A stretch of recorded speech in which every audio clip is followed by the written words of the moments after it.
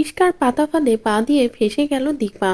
দীপা বারবার মিশকার কাছে এটাই জানতে চায়, কেন মিশকা দীপার সন্তানকে তার কাছে ফিরিয়ে দিচ্ছে না। এদিকে মিশকা তো বারবার একই কথা বলে, এত তাড়া কিসের, সময় আছে তো, ঠিক সময় মতো তুমি তোমার সন্তানকে কাছে পাবে, কিন্তু তার আগে আমি যে কথাগুলো বলবো সেগুলো তোমার শুনতে হবে। ঠিক তখনই দীপা বলে, কি করতে হবে আমার বলো। এদিকে মিশকা বলে, সূর্যকে ডিভোর্স দিতে হবে, ওকে ডিভোর্স দিলেই আমি তোমার সন্তানকে তোমার কাছে ফিরিয়ে দেব।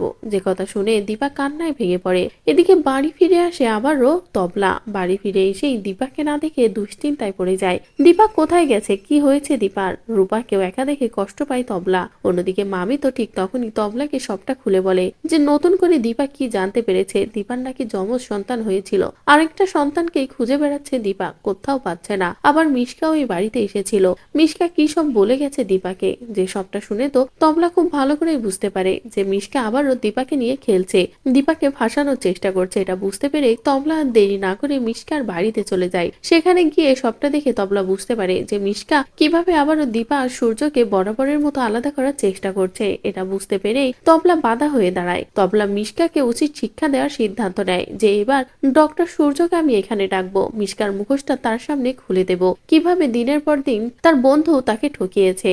বলেই তবলা সূর্যকে কল করে এবং মিশকার বাড়িতে আসতে বলে। এদিকে দীপা যখন এই ডিভোর্স পেপারে সই করতে যাবে ঠিক তখনই সূর্য এসে না বলে চিৎকার করে ওঠে।